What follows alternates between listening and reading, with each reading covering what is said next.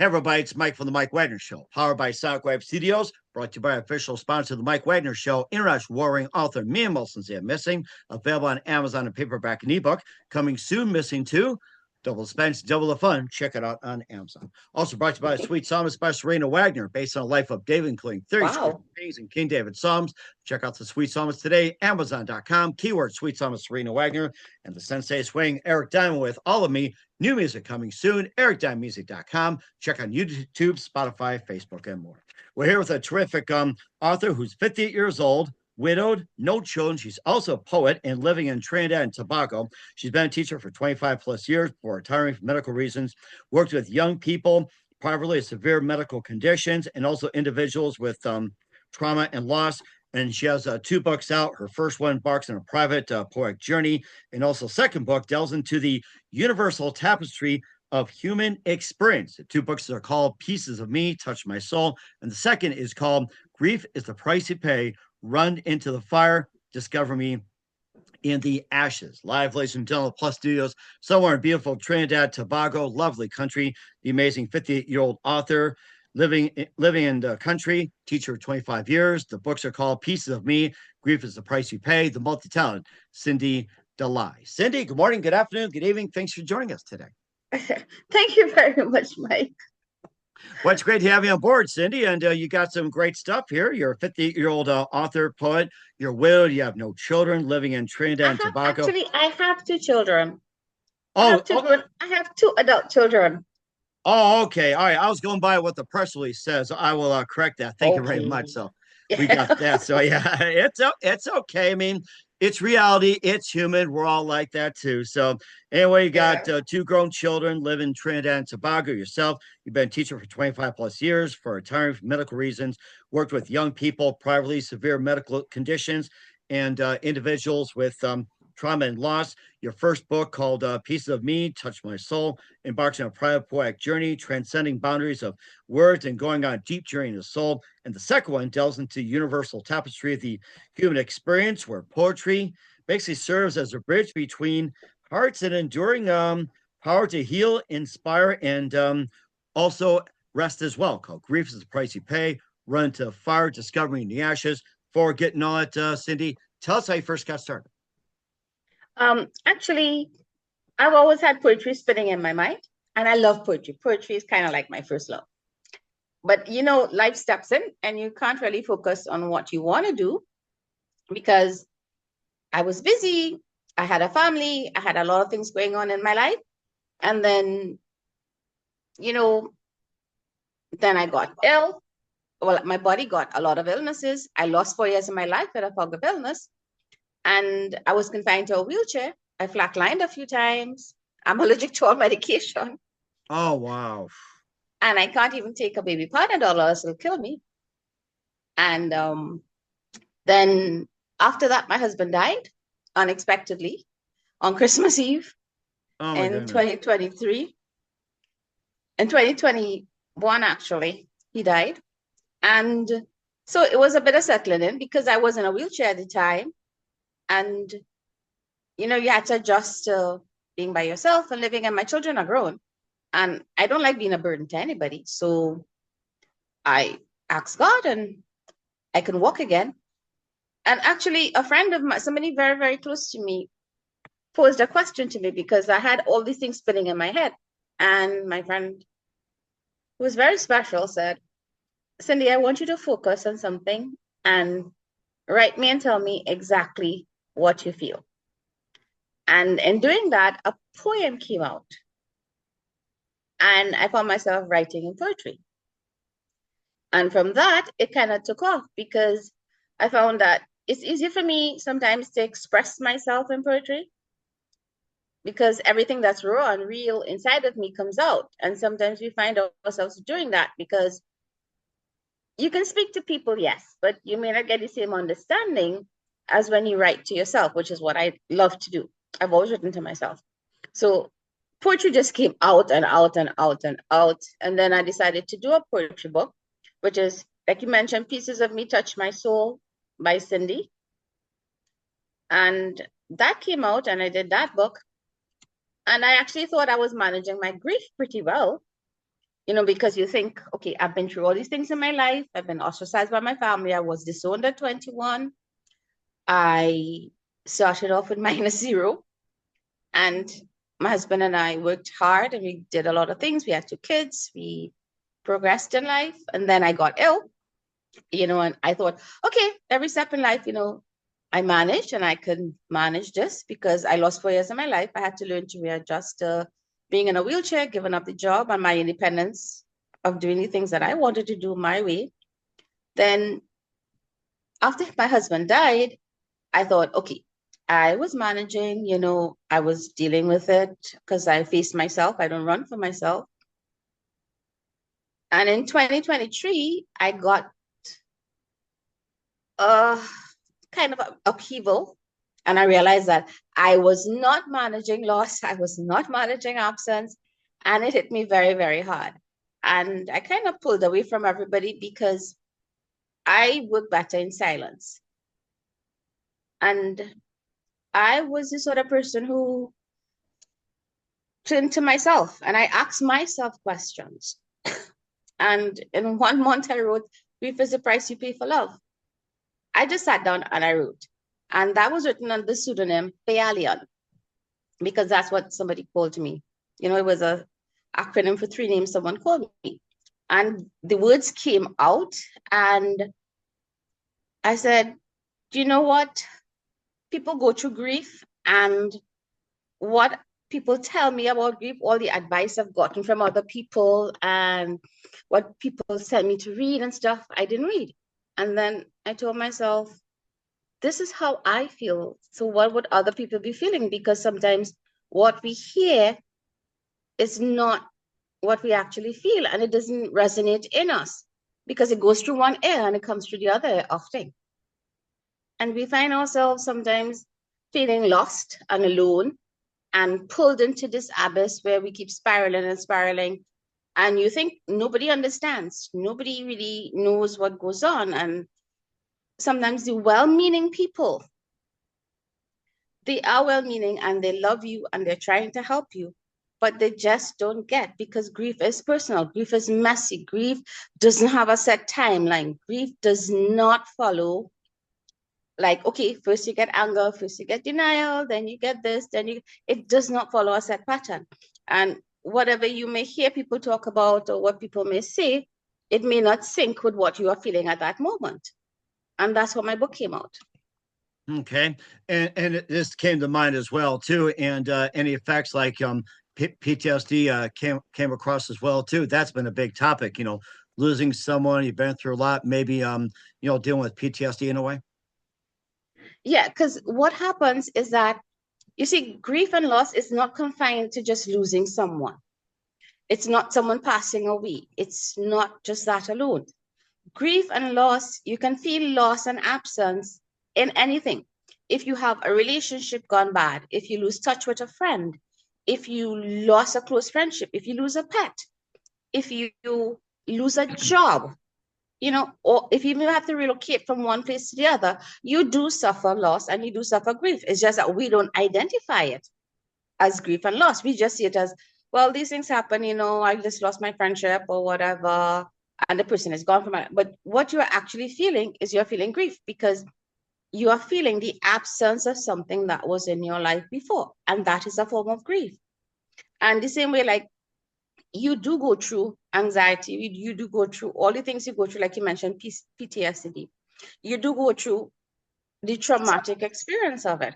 And I know that because, like I told you, I have a lot of illnesses in my body still. And most people don't know it looking at me, but I do. And like at a time, like a lot of people would contact me and say, look, like, if you can help me out with this or whatever. And we would talk. And I realized that I could help people like that because I understood what they were going through, because I myself have gone through it. And the trauma sometimes doesn't hit you when you're going through it. Sometimes trauma hits you like months after, a year after, 2 years after. Then you feel the real impact of what you went through. And I realized that with grief and loss, in that I thought I was managing. I thought, okay, I was dealing with it. I was admitting to my feelings. I was accepting everything. I was trying to, create space around it. But then I realized one important thing, I didn't agree with it. And there's a difference between accepting a trauma and accepting a loss and accepting the absence of something that you were familiar with before and agreeing with that absence.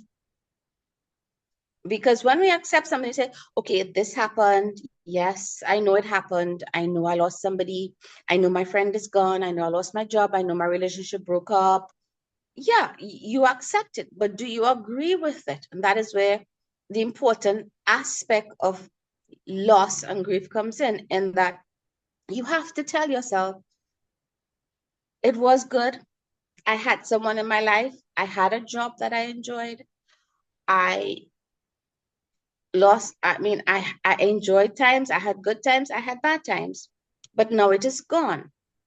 And it is no longer like, if it was a relationship, it's no longer we. It's no longer you and me and we. Now it's just me. And you have to agree with that. Yes, I had this before, but now it's gone. And I am still here because I have a reason for being here. Mm-hmm. And certainly as well too, you also helped people for with severe medical conditions. You've been a teacher for 25 plus years in individuals with traumas and loss. And tell us more about your profession. What inspired you to first become a teacher? Well, actually, I fell into teaching because after I left high school, I didn't have the means to go to university. So I had applied and I became an assistant teacher. And because it wasn't my first love and it never crossed my mind to actually become a teacher. But then I realized that I was very good at it. And I love teaching young children. And especially the ones that are like 5 to 6 years old. And I love teaching them because they they're young and they don't have all these perceived ideas in their minds and stuff. And they're really open to learning and they're open to receive what you have to give them. And that I loved a lot. And so I remained in teaching. And then it worked out very well because my husband had a shift job and with our kids and stuff like that, a parent had to be around. And I loved it and I did it. And then like later on, when and then in the course of teaching, of course, you do come across the situations of children, the life situations, and how it influences them when they are at school. And I found myself counseling a lot of people, parents and children, and also other teachers. And other people had like, I don't know why, but a lot of people found it very easy to talk to me and tell me their problems because they know, well, I'm kind of like, if you tell me something in confidence, I don't tell anybody else. So a lot of people turned to me when they had issues that they knew I would understand because I had a very, very vast life experience. And like I found myself giving advice to people and counseling them and supporting them and kind of guiding them and helping them get through whatever situations they're going through in their life. Also with students, some of the younger students, they had issues like with their families and how their home environment were. And, I kind of worked with them and also parents. And afterwards, I realized when I got the feedback from parents, they would say, Miss Cyndee, you had a great impact and you did so much for my child. And, you kind of helped them turn in a new direction. Because I remember at one time I was teaching like a class that was, well, we call it standard 3 here in Trinidad. And the children are normally about between 8 to 9 years old. And there was a child who had a severe lisp.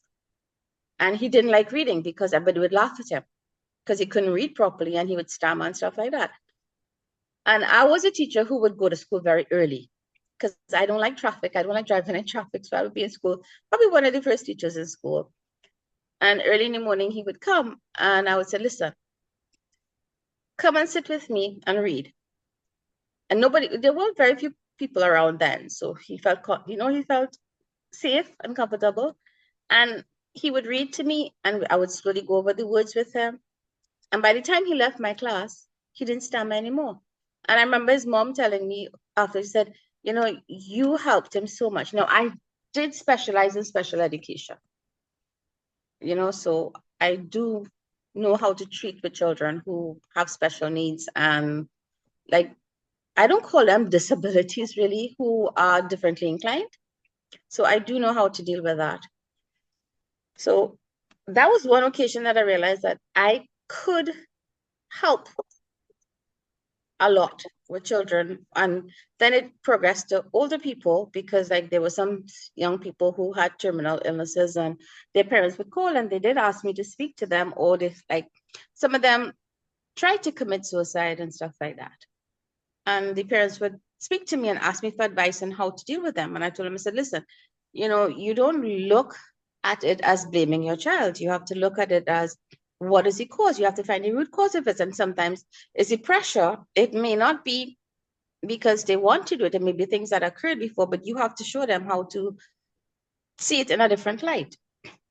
For instance, like, I remember there was a situation where there was a lot of conflict between the young boy and his parents, and they wanted him to do a certain thing and he didn't want to do it. And, the parents were getting very angry and stuff like that. And so he called and he said, Miss, I don't know what to do. And I said, so I spoke to the parents and I said, listen, what you have to realize is that he has his own way of looking at things, and you have your own way of looking at things.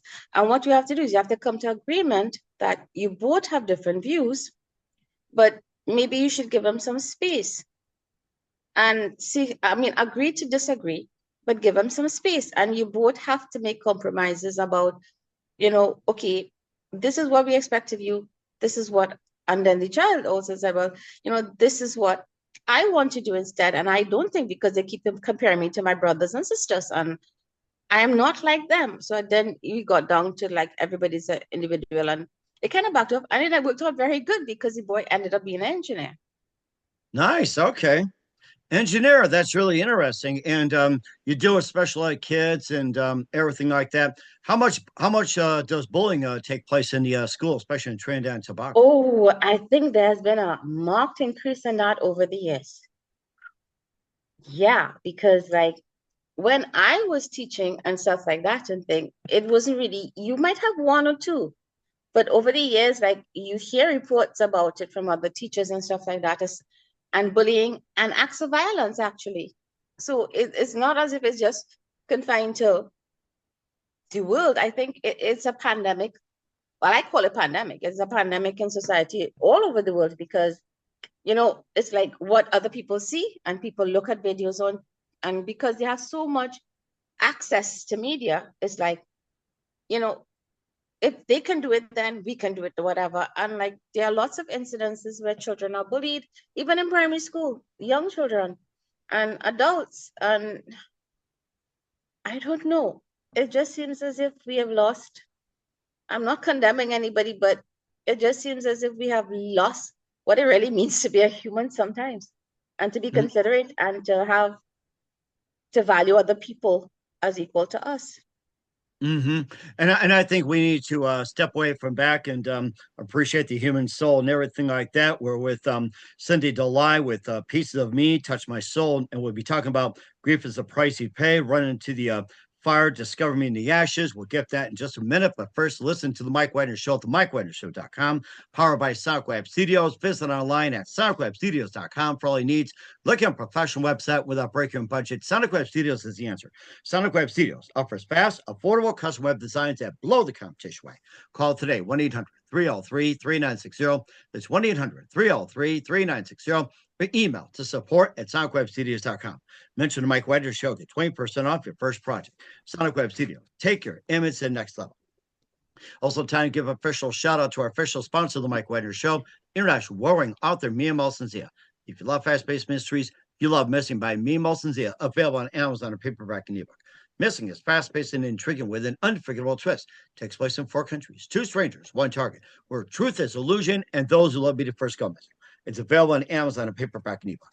Missing by Mia Molson Zia's got great reviews. An Evil Evan endorsed by Howard Celebrities, including Joanna Cassie, Forrest Riley, and many others. So grab your copy today. Four Girls Missing by Mia Molson Zia, available on Amazon. Coming soon, Missing 2 by Mia Molson Zia, double the suspense, double the fun. Check it out on Amazon. Also brought to you by a Sweet Psalmist by Serena Wagner, based on the life of David, including 30 exquisite paintings and King David Psalms.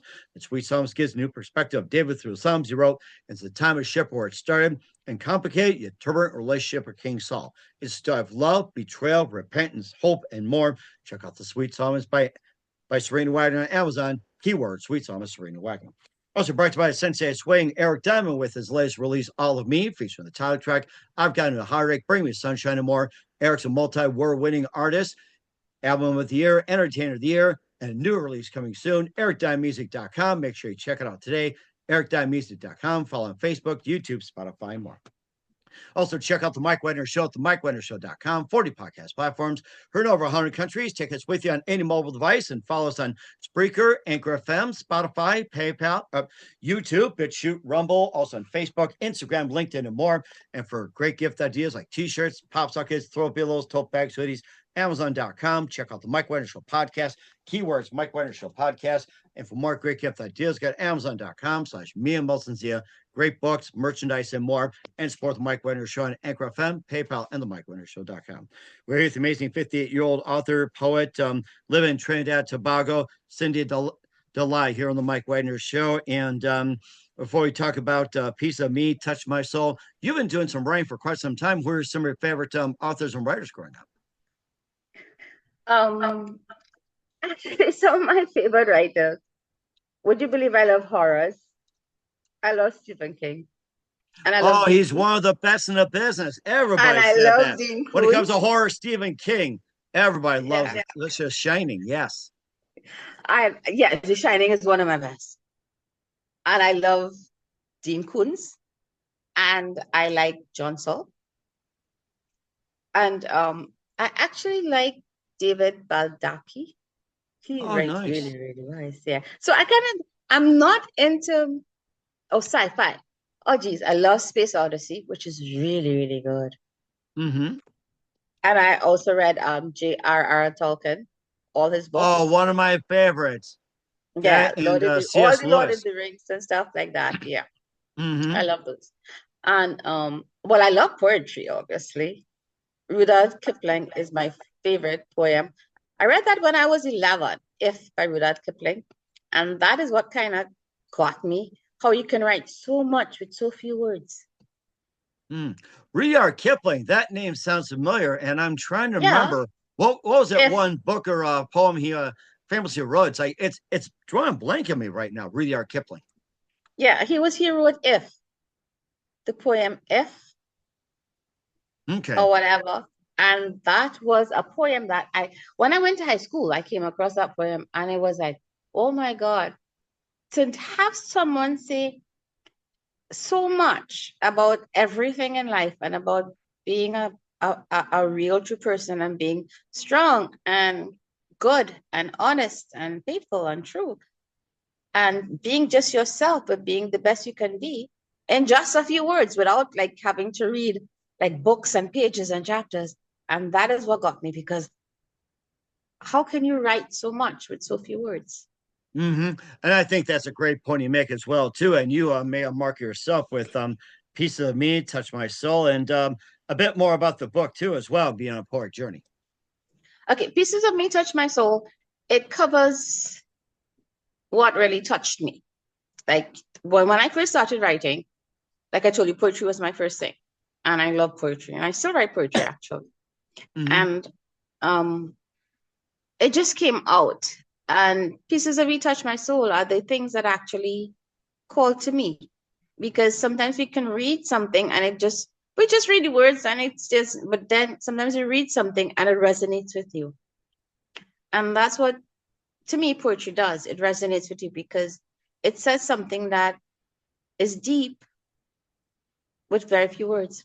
And Pieces of Me, Touch My Soul, that was what came out of me. And it spoke about creation, and it talks about life moments, and it talks about heartache and grief. And the poems also speak about the beauty of nature and life and the importance of knowing what love is. Okay. And that's really interesting as well. This led you over to Grief is the Price You Pay. And of course, being like the universal tapestry of the human experience. Tell us a bit more about that book and what inspired you to write it. Well, grief is the price you pay for love. I think when we think about the most courageous thing we can do in life, it's not bungee jumping. It's not jumping out of parachuting out of a plane at 10,000 feet. The most courageous thing you can do is love someone. Because when you love someone, you give a part of yourself to them and you take a part of them into you. And that is something that is not material. It's not a gift in the sense of a material thing. It is a gift of yourself to someone. And as you love, you understand that we are human and we are mortal and we can die. So that's what it's a risk you take when you love someone. And that's the most courageous thing you can do because you are taking a risk of loving someone knowing that they may not be in your life all the time. And that is where the title came from. Grief is the price you pay for love, because just as you love, you can lose. And Run Into the Fire, Discover Me in the Ashes, that has to do with after you suffer a loss, you can't stay in the same spot because you are still here and you are still present. So you have to face yourself, and that is running into the fire involves. It involves facing all that you are going through, all that you're feeling inside, agreeing with it, accepting it, and also learning to create space around what you have lost. Because very often what happens is that you accept the loss and things like that, and you go through your normal routine. You may have job, you may have children to see about, you may have a home, you may have responsibilities and obligations to see about, and you get caught up in that routine, but the grief is still buried deep inside of you. And while it is okay to feel all the emotions, it is not okay to shortchange yourself and to limit yourself by the fact that, okay, I have this loss, feel sorry for me, I feel sorry for myself. And you begin to go down in self-pity and you begin to wallow in the self-pity. And you kind of find yourself spiraling in the same cycle over and over. You're up, you're down, you're back, you're forth. But what you're doing is you are missing the purpose of what you are here for. And maybe there is a reason that you underwent this grief and this loss.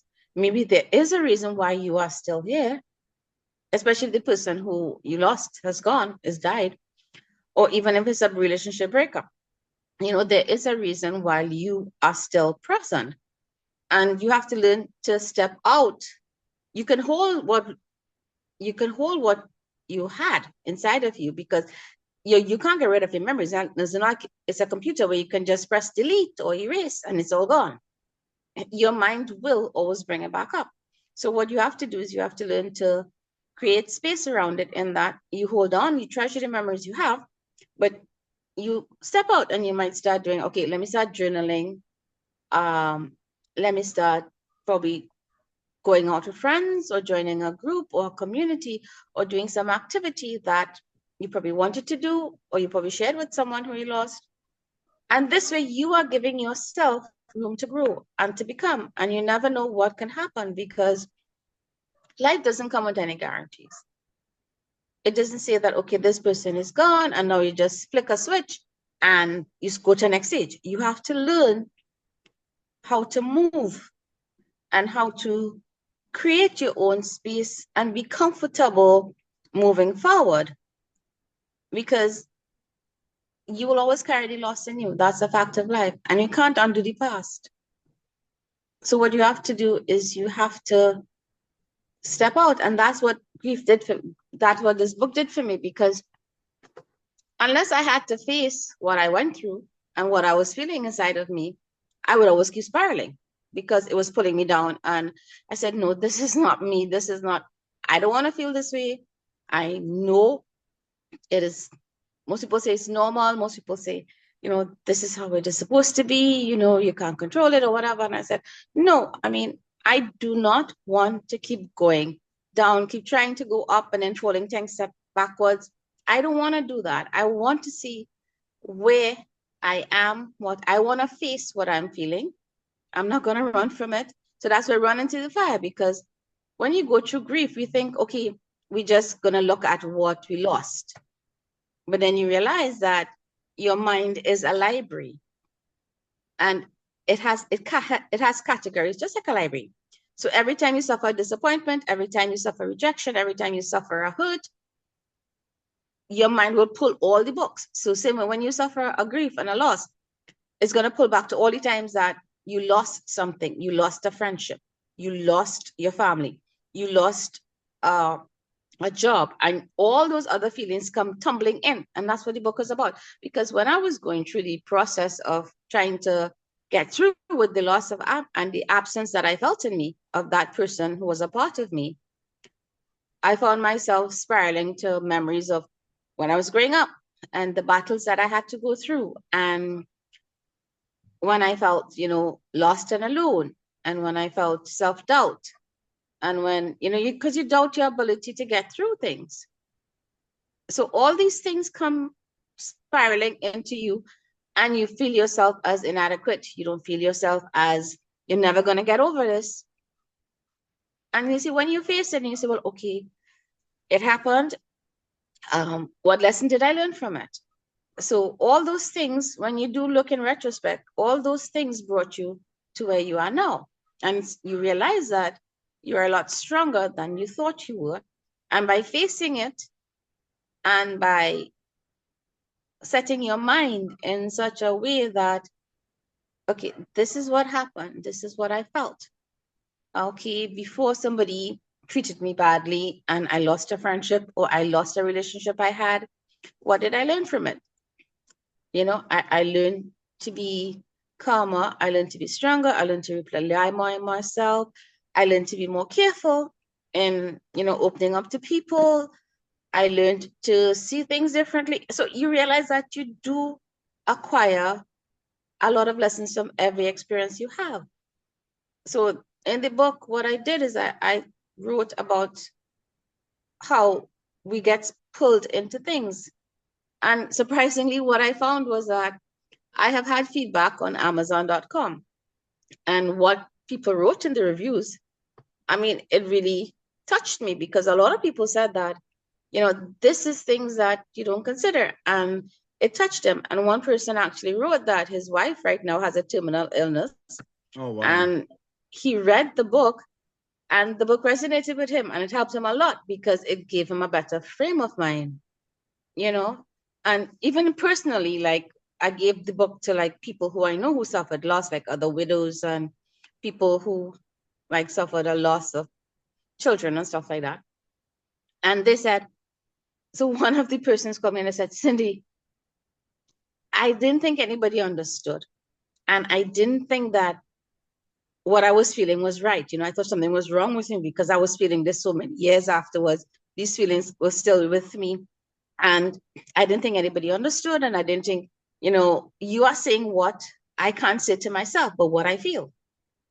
And I realized that a lot of people feel marginalized. They feel alone because they think if they can still keep feeling this way after years have passed, something is wrong with them.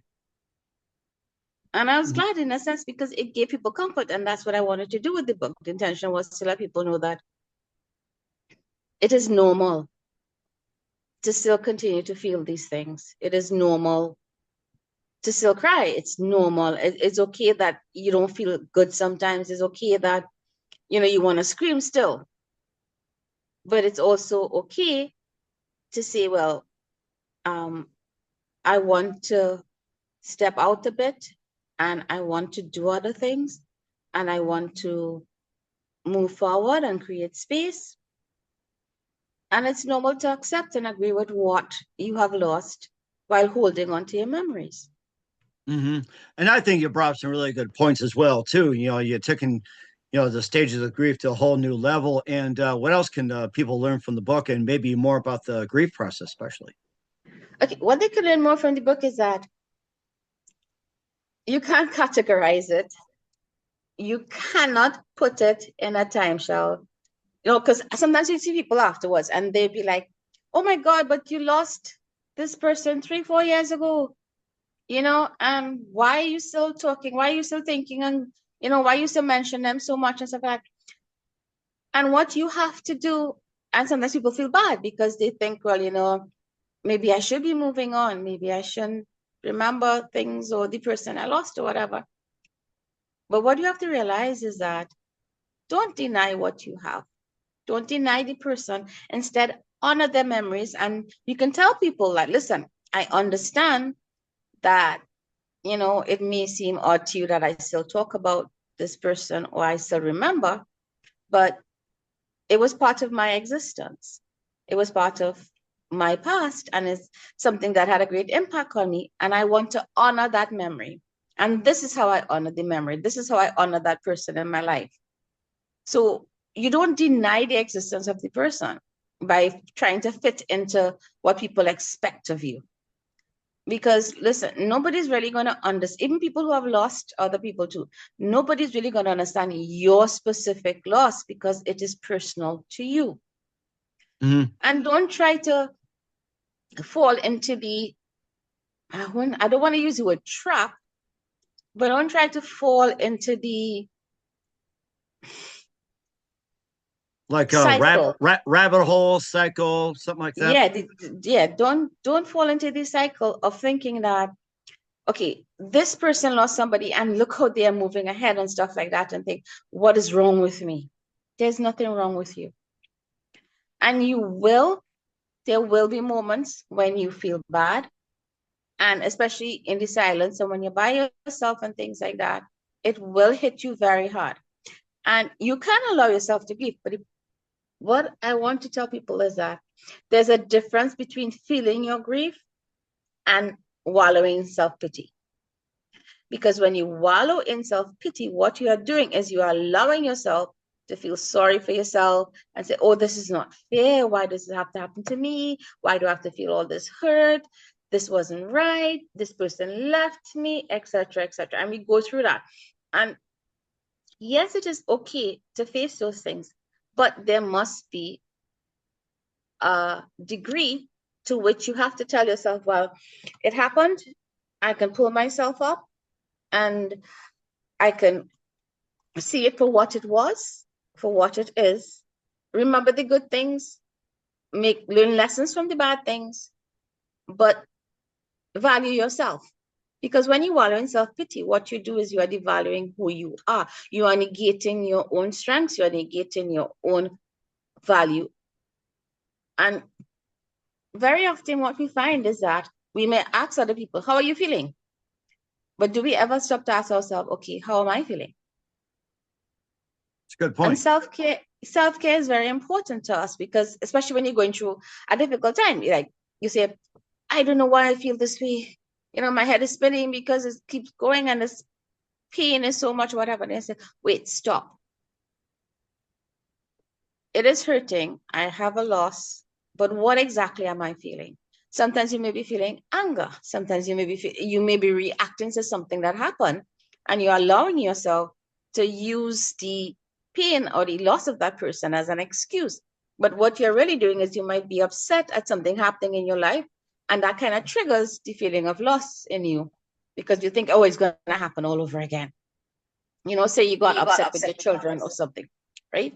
And then you tell yourself, well, you know, this is how it's always been, and this is what, and I'm just feeling this pain. And then you slip into the whole grief thing, and you say, well, you know, this is what I felt, and now I'm going to feel even worse because this is happening.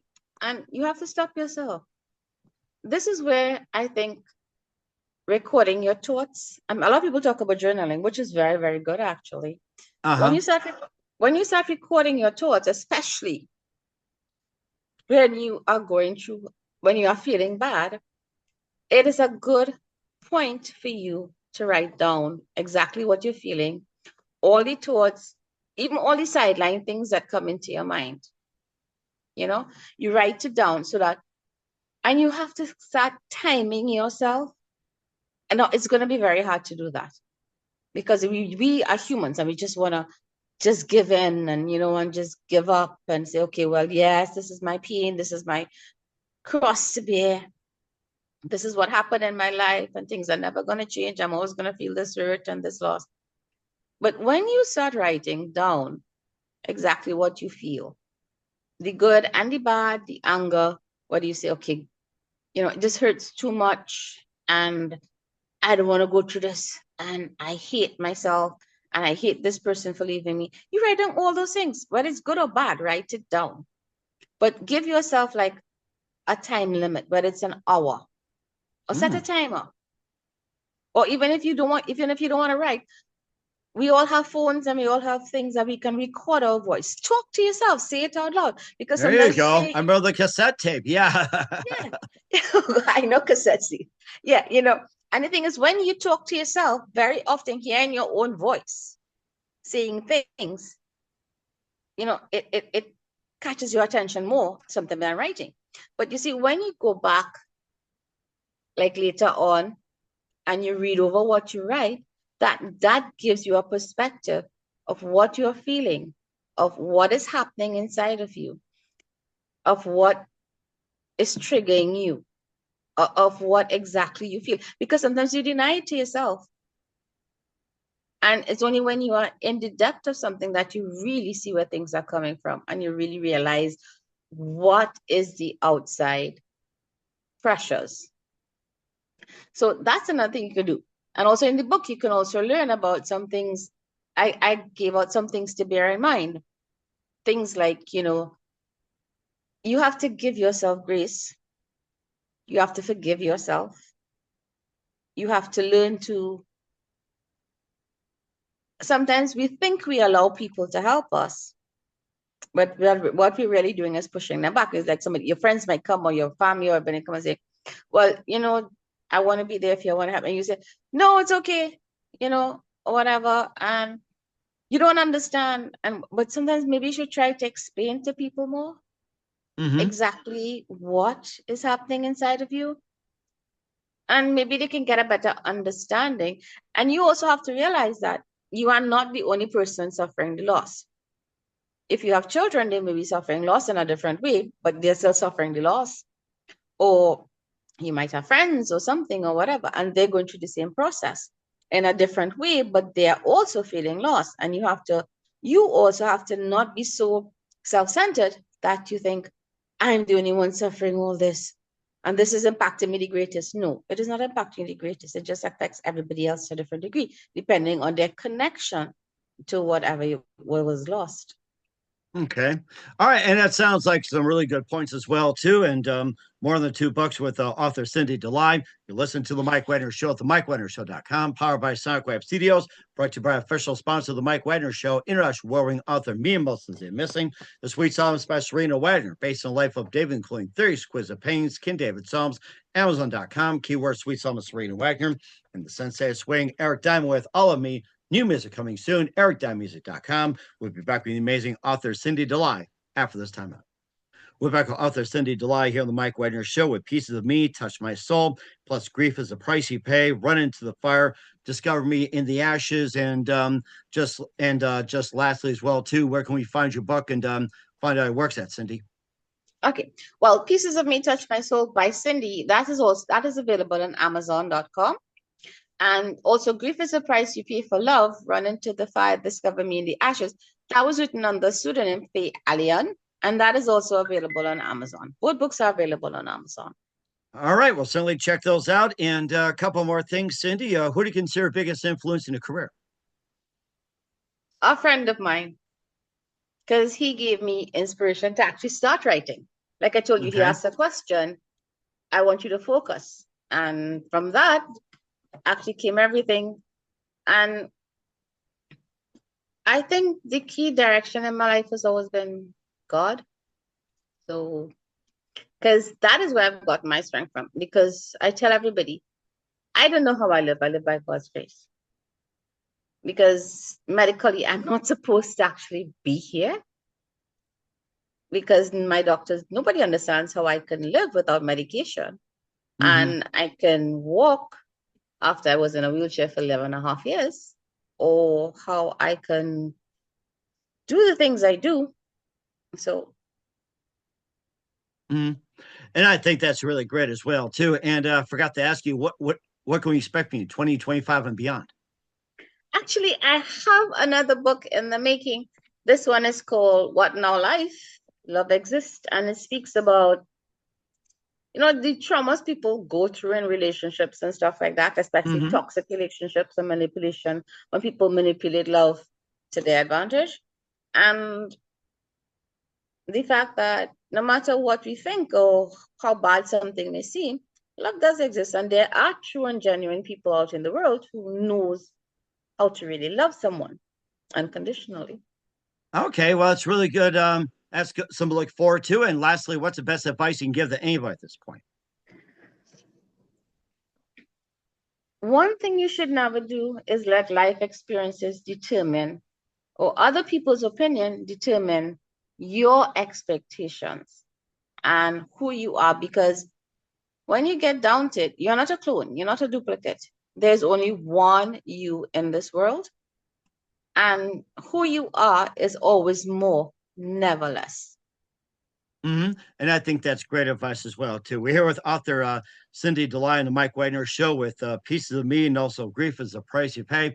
Cyndee, a very big thank you for your time. You've been absolutely fantastic. Learned a lot. Looking forward to him soon. Keep us up to date. Keep in touch. Love to have you back. And what's your website? How do people contact you? Where can people purchase or check out your books? Okay, you can get my books, Grief is the Price You Pay for Love, Run Into the Fire, Discover Me in the Ashes by Faye Allen on Amazon.com, and Pieces of Me Touch My Soul by Cyndee on Amazon.com. And also there is an author's website called fayeallen.com that you can visit also. Okay, well, certainly check that out. Once again, Cyndee, a very big thank you for your time. You've been absolutely amazing. Looking forward to having you soon. Keep us up to date. Keep in touch. Love having you back. We wish you all the best. And Cyndee, you definitely have a great future ahead. Thank you very much, Mike. It was very nice speaking to you.